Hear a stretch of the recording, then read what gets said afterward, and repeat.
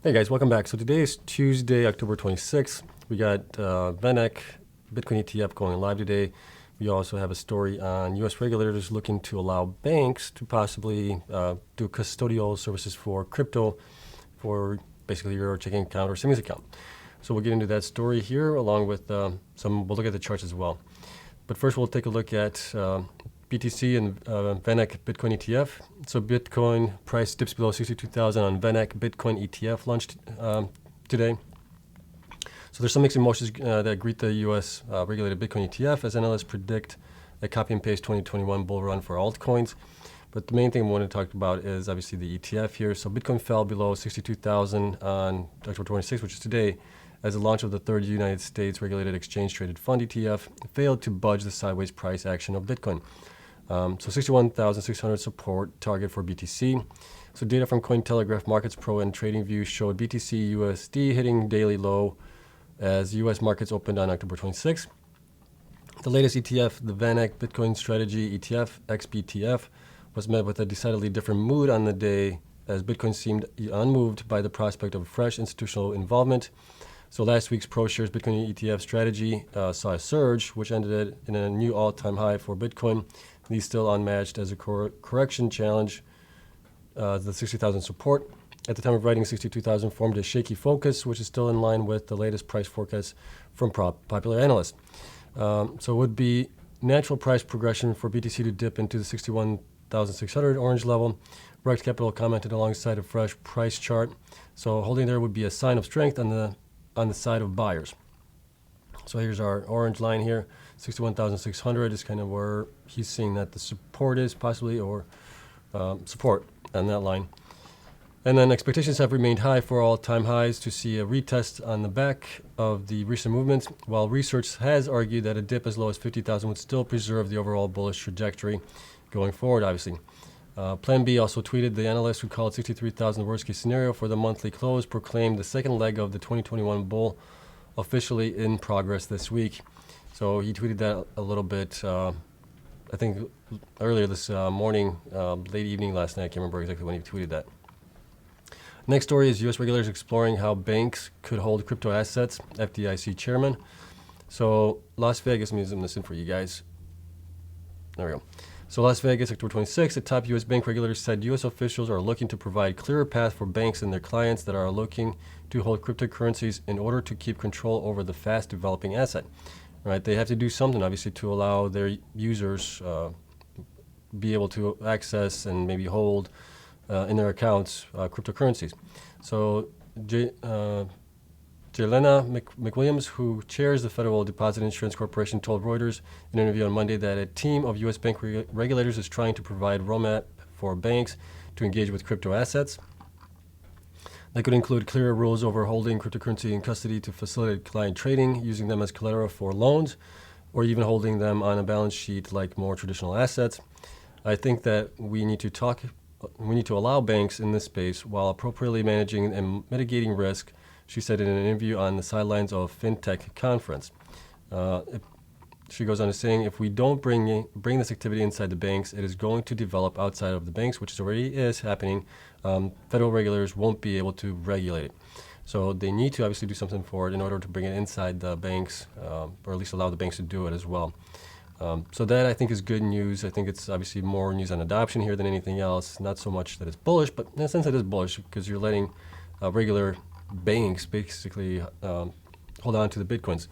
So obviously the Bitcoin ETF didn't have as much of an impact, the third one, as the first one did, and the second one didn't have much of an impact either. Kind of, I think, almost went down in price for Bitcoin. So we'll have to just see a couple of things that are of concern. Obviously, you have all of these Bitcoin ETF futures. Is it going to also wreak havoc with the futures market for Bitcoin going forward? You got, all these guys buying things up. Is it just not going to have enough liquidity in it? So that's a possible concern. All right, let's get into the charts here really quick. If we look at it, Bitcoin right now is trading at 62,476. It's obviously down from its high today, which was approximately 63,290. And we're kind of on the low end of it right now.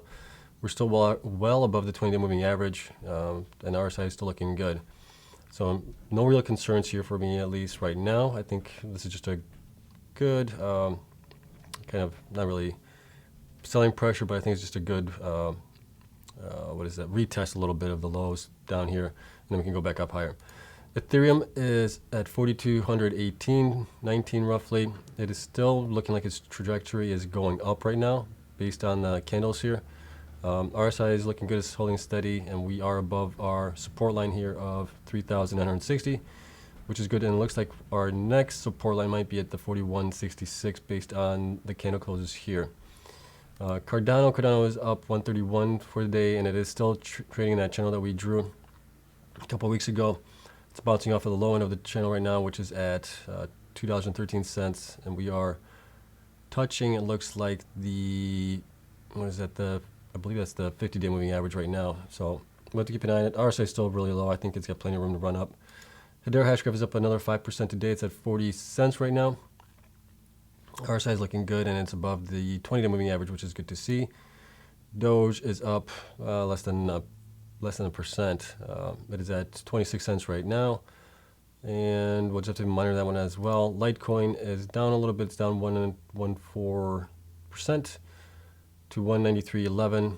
It is above the 20-day moving average, which is good. We want to see that continue on. Volume is low. Surprisingly, the last couple of days, volume has been pretty low on Litecoin. And then we got SHIB here. SHIB is up another 15% today, so it's at 48.88. Looks like it wants to get to that 50 mark possibly. So we'll see where that goes. It's looking a little bit exhausted here on the RSI. Volume is low, but it's still going up high, so that's kind of good to see. Lastly, we got Solana. Solana is down 0.5% roughly. It's at 208.80, and it is still way up there. RSI is coming down a little bit, but volume is low, so it might come down a little bit more and retest the 20-day moving average before it heads up higher. Something to be mindful, obviously. Then let's take a look at the mining stocks here. So Argo right now is down almost 4% to 21.23. This is the pences in British pounds.